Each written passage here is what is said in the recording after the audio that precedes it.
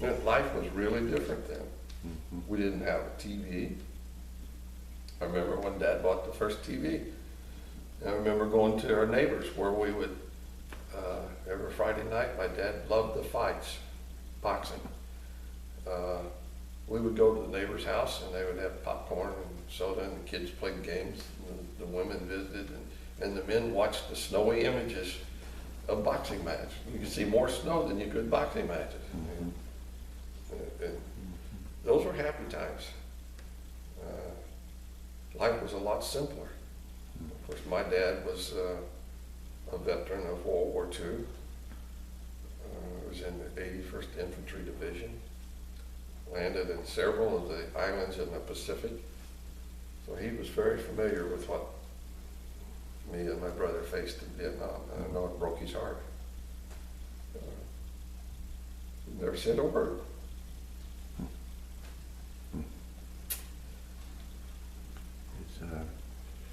Anything else you'd like to add, Bill, to about maybe younger people today coming out of high school? Well, what I would like to see the young people, the students from high school, and I know that you were the coach for my daughter. You coached my son too, I think, in baseball. There was good times. That wasn't his primary sport, but which created a little bit of difficulty for you, but hopefully myself and my wife and the rest of the family respected you. Even though they weren't happy decisions that you had him make, we have to understand that those decisions that you were making were for the good of him and for the good of the team. And as such, you're aware my son has successfully obtained a career. He's now a pilot for a major airline, I guess the second largest airline in the world. He's preparing right now to become a pilot on the 777s or 757s. It's the largest aircraft flown by this airline. So he has an extremely significant position. And I know that he faces a lot of decisions like I did. I just hope that I gave him the right guidance.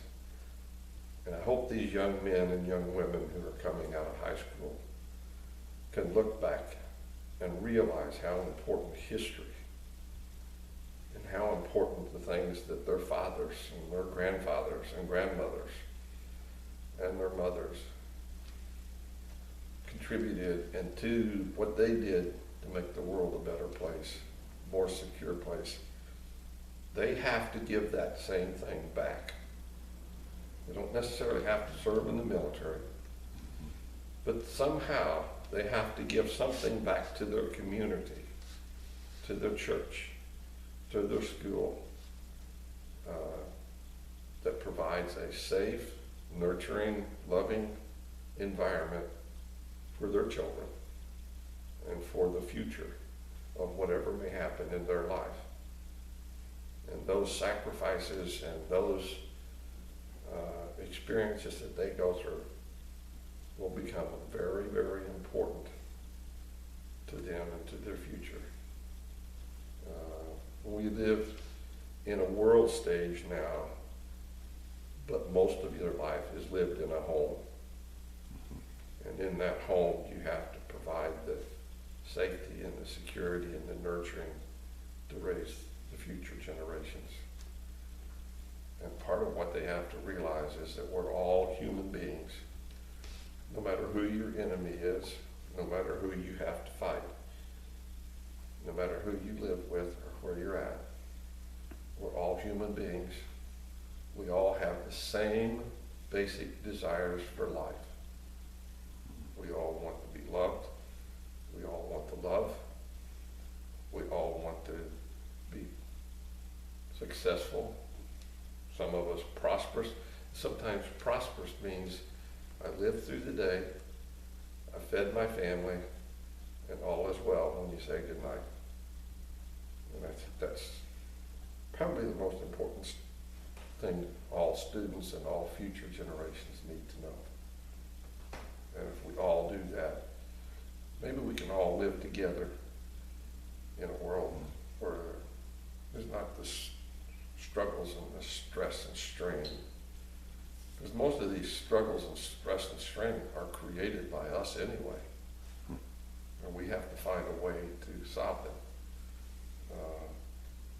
Right now, our current relationships in our own society is under attack. And we could sit here and put blame everywhere we want to, and we wouldn't be wrong. But the important thing is to not look at blame, but look at what can we do. And as you all know, we went through a tremendously divisive election right now. And I think the thing that we need to do is we need to develop hope. We need to look at what's right and what's wrong. And I think we're slowly but surely getting there. I don't want to be political, but I tend to agree with one side or the other, and I agree with the fact that government shouldn't try to run our life. We know best what's best for us. We need to try to get back to more independence, more personal. I know that's part of why I was in the military, was to maintain that struggle of society, not telling the individual what to do, but the individual telling the government or society what to do. And I'm a firm believer in that. I guess in a nutshell, that's my life. That's my story. And I hope it helps. Appreciate it. Thank you, Mr. Rinehart. Thank you, John.